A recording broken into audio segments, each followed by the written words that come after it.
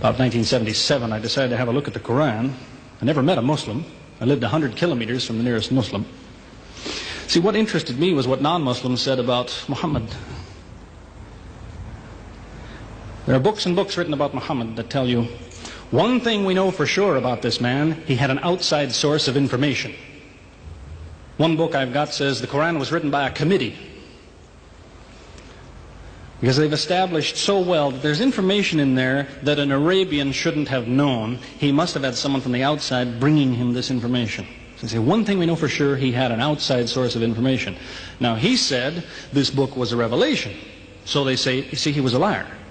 He got it from somewhere, he put it in a book, and he gave it to someone, telling him it was from God. He was a liar. Other people write books and books on the subject of Muhammad, and they say, one thing we know for sure, he thought he was a prophet. He was crazy. Because they look at his life very carefully, and they see episodes like, for example, when he hid in the cave with Abu Bakr. He was running from the whole city who wanted to kill him, and he hid in the cave, and when the Meccans came running up to the cave to kill them, what did he say to his friend? Did he tell him, see if you can find a back way out of the cave? What he told his friend was, relax. He was telling him, I see what you see, but he said, God is with us, God will save us. So people on that basis, they say, you see, he thought he was a prophet. He thought God was with him because he said things like that. He wasn't a liar. They never seem to realize that one man can't be both. So you can't be a liar and a crazy man at the same time. If you think that an angel gives the words of God in your ear, and somebody says, I have a question for you, what does God tell you about this thing? I want to hear an answer tomorrow. If you're a crazy man, if you think an angel whispers in your ear, then you don't sit up that night thinking, what will I tell him tomorrow? What can I find? Who knows the answer? You're crazy. You think the angel will tell you the answer. You don't go and look it up somewhere. You see, you can't be a liar and a crazy man at the same time. You can be one or the other, or neither, but you can't be both. You see, I read 2 non-Muslim biographies of Muhammad. One was by Rodenson, who's an atheist, who hated the man. But many interesting things come up about his life that I had to wonder about. One story that's told is that when he was an older man, he had a son named Abraham. The son died when the child was 2 years old. The same day the boy died, there was an eclipse of the sun. The sky went dark. And the Muslims came running to their prophet and said, look, it's a miracle. Your child died and the sky went dark in sadness. It occurred to me, see, if he was a crazy man, he'd probably believe what they said. He'd probably think, yes, it's a miracle. My child died, the sky is dark. Yes, it's a miracle. If he was a crazy man. If he was a liar, he would have taken advantage of it. He would have said, yes, right, my child died, the sky is dark, you tell everyone, it proves I'm a prophet. It's a miracle. But what did he do? He became angry with the Muslims. He told them that was nonsense. He was angry with them. How dare you say that? He said, the sun and the moon are signs of God, and they don't worry themselves about the birth of a man or the death of a son of Muhammad. Doesn't look very crazy. Doesn't look much like a liar. Now you have a third alternative, of course, which people tell you all the time. They say, no, he was not a liar. He was not a crazy man. He was deceived by the devil. Deceived by the devil. It's an interesting idea. But whatever you say, you better be ready to back it up.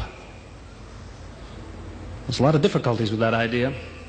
For example, there is a verse in the Quran which tells the reader about a good habit to develop. It tells him, before you read this book, always say, A'udhu billahi minash shaitani rajim, which means, I take refuge in God from Satan the rejected. Is this Satan who wrote this? Who said, before you read my book, ask God to save you from me? Is that Satan who wrote that? As Jesus said, if Satan is divided against himself, then his kingdom will fall. He's fighting against his own interests. So let me finish with a story that illustrates a point. As I said, there's many theories and many explanations around. Many explanations. But an explanation, something somebody tells you, is just so much air coming out of his mouth unless he has proof and unless he offers you something that you can use to falsify it. You see, there's many theories of how do the planets go around the sun and how do the stars burn and all the rest of it. Many theories. Most of them are just so much wind. Scientists pay no attention to them because they don't contain something that could be checked to prove it false. You see, Einstein was considered an intelligent man because when he offered his theory in 1905 and again in 1915, he didn't just offer a theory, he said, here's 3 ways to prove I'm wrong.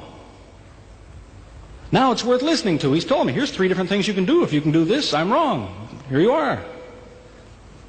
Is there anything like that in Christianity? Has the Christian ever said, you want to prove I'm wrong? All you have to do is this. Has he ever done that? The Quran is filled with that kind of thing. Filled with it. Saying, you want to prove this book is wrong? Do this. Prove it. Go ahead. Do it. Filled with that kind of thing. There's an example of it that made a big impression in its day, during the lifetime, 14 centuries ago, of the Prophet of Islam. You see, he had an uncle named Abu Lahab. That was his nickname, Abu Lahab. This man hated Muhammad. He hated anything the man said. He used to watch him going through the city, and if he saw him talking to someone, he waited till they split up. He'd go after the man he spoke to and take him and say, what did Muhammad tell you? Whatever it is, it's a lie. Did he tell you day? It's night. Did he say black? It's white. Exact opposite. Whatever he heard the Muslims say, he said the opposite. That was the way his mind worked. There's a little chapter of the Quran called Lahab, and it says about this man that he'll never change. It condemns him to hell, Jahannam. You see, if the man had ever become a Muslim, the Muslims would believe, well, now he's not condemned anymore. You see, for 10 years before Abu Lahab died, that was a part of the Quran. And the Muslims could come to Abu Lahab and say, do you know, it's been revealed to us in our book that you will never be a Muslim. God says you will never be a Muslim. For 10 years they told him that. All he had to do was say, well, your book is wrong. I want to be a Muslim. What do you think of your book now? That's all he had to do. He had 10 years to think about it. And that's the way he was. See, if somebody is your enemy, you don't come to him and say, you want to prove I'm wrong? Here, say this. Come on, say it. If all you have to do is say the words and I'm wrong, you finish me. He never did it. See, this is one of many cases of something that was offered that could have been falsifiable. So it was. As I say, in 1978, after, how long would that be? 15 years of arguing with the church authorities, one place or another, I got the idea. I'm going to argue with some other people. I'm going to read the Quran, see how much of it is any good, pick out the true, pick out the false. Thought it'll take a few years, it'll take some serious study and so on. I read through it. About 3 days later, I finished it. I said, this is what I've been saying for 15 years. So I went to find some Muslims. I don't want somebody to feel you've been tricked into something. I haven't said anything about Christianity that isn't true. I haven't said anything about Islam that isn't true, unless it was a slip of the tongue or something. I'm simply trying to remind an individual, don't close your mind before it's too late. Don't make up your mind before you have all the facts. Most people who used to be Christians and become Muslims will tell you, I am a better Christian than I used to be. Now I follow Christ. I didn't before. That's what I would tell you. The Bible says Jesus told his disciples, when you greet one another, let your greeting be, peace be with you. He set the example. Peace be with you. Who says that today? Christians? Once in a great while, maybe. Muslims, whether they speak Arabic or not, they say, Salaam alaikum. Peace be with you. Jesus, when he prayed in the Garden of Gethsemane, put his forehead on the ground. Who prays like that? Christians or Muslims? Jesus used to fast for more than a month at a time. Who fasts today? Christians or Muslims?